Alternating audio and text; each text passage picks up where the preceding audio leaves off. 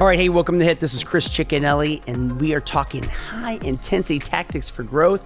And I'm telling you today, we got a topic. This topic is all about what people believe you need to do to be successful in business. This is something that I have been getting hit with over the last, I would say, 19 years, but even more and more today, because I think more and more people right now are even more confused about what it is that they need to be doing with their business, what they need to be doing with their families, what they need to be doing with their friends. And people are looking like, what does success? Is success, is it Grant Cardone?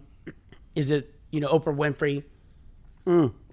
Is it, LeBron James? Is it, Jeff Bezos? Who is success anymore? I mean, that's really what everybody does. Nobody knows what it is because nobody's actually painted that picture for themselves. Nobody's actually said, hey, this is what I believe, success looks like to myself. So everybody right now is kind of chasing this thing. And it's a question I've been getting asked so much. See, I think success is something that every one of us have to paint.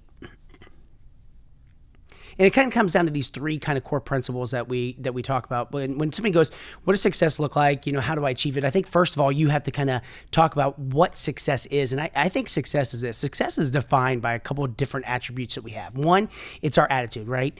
If you think about the attitude that we have around wanting to win, wanting to be successful, wanting to do the right things, wanting to take care of our customers, wanting to take care of our teams, wanting to take care of our families, that attitude to want to win, the attitude to want to learn, the attitude for knowledge, that's where it starts first. Then it starts developing into a skill. Once you have the attitude to want to be a better, at whatever your craft is, if it's selling products or if it's talking to people or if it's presenting or whatever it is, that's where that skill kind of comes in, right? That's where you start developing the skills that are going to be able to be refined, the art of having a conversation, the art of understanding what somebody is looking for by watching body language. All of those skills you start having if you have an attitude. And then that's where the knowledge comes in, right? A lot of people think you have to actually start with the knowledge to be successful, right? You have to start with understanding everything that's on the game plan. You have to understand everything that's in the books.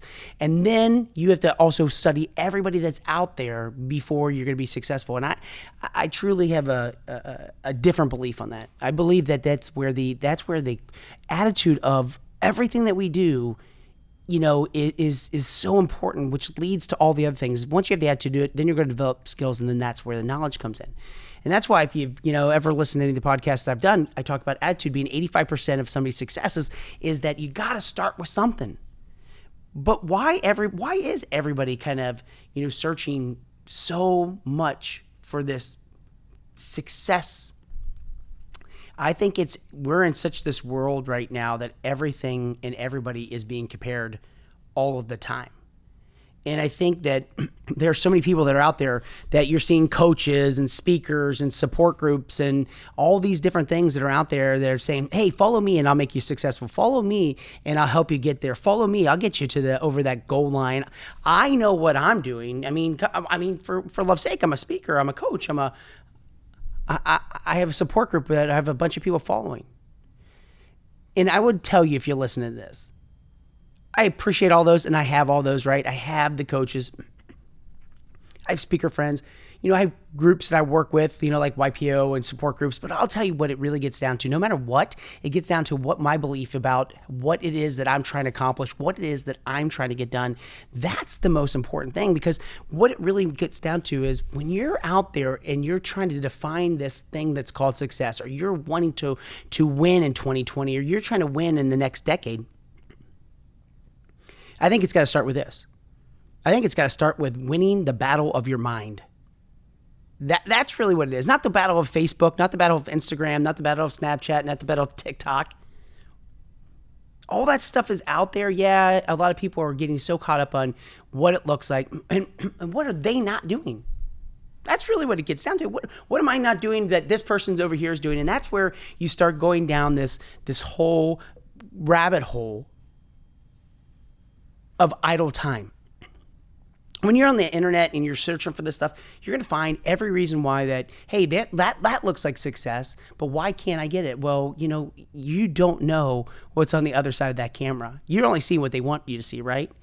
And that's why when you look at it and you're sitting out there right now today, you got to understand the things that you tell yourself every day, the things that you start believing in every day are the things that are going to get you to that success that you're looking for. But more than anything, if you're writing today, if you're out there doing something, what I will tell you right now is this: you need to sit down with yourself tonight. Once you get done, you need to say to yourself, what is success look like to me? What is it? And define it.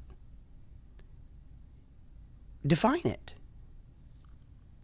It's the one thing that I'll tell you, because once you define what it looks like, right, then you can have the attitude to go after it, to go get it, to be relentless, to decide if you're going to have the sacrifices that it's going to take.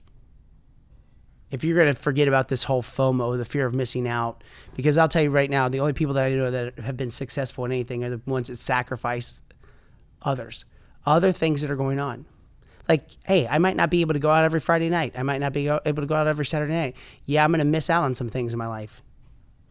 But I know one thing. I'm worth it. My future's worth it. Those are the things that we have to, because here's what happens. When you think about this, your thoughts, right? The thoughts, I want to go out there. I want this bad. My emotions around it. Like, I am so excited about going out there and being successful. My behaviors, all of those equal your beliefs. So if you think about your thoughts plus your emotions plus your behaviors, that equals your beliefs. And that's where it all gets down to. You do not need to ask me what it means to be successful. You don't have to ask anybody else what it means to be successful. You are your own artist. You're your own writer.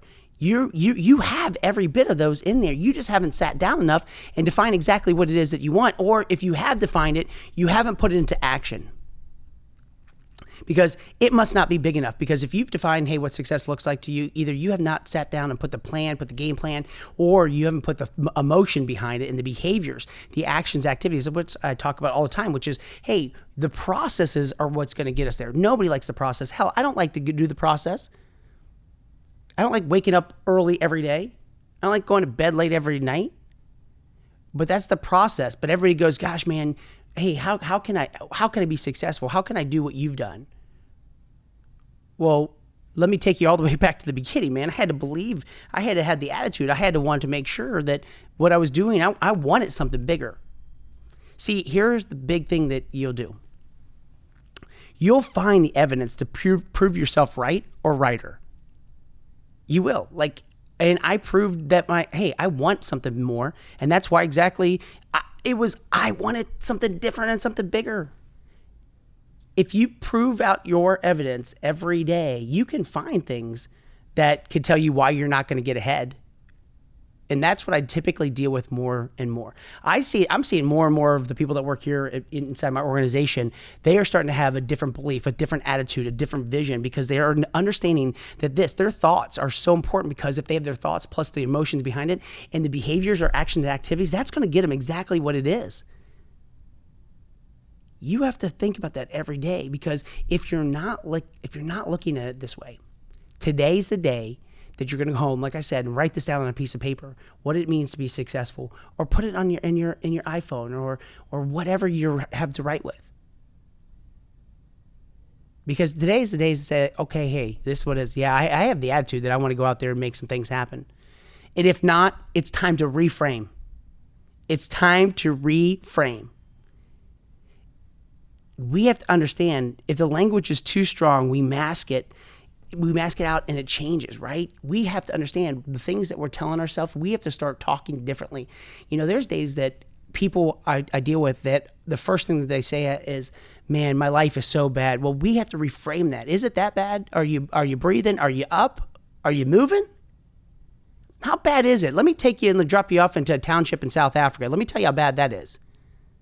Let me take you to some places where people aren't eating every day, but one meal. That's bad. But we have this whole idea. See, the meaning we associate with experiences becomes our beliefs. If we have this meaning that our day is bad,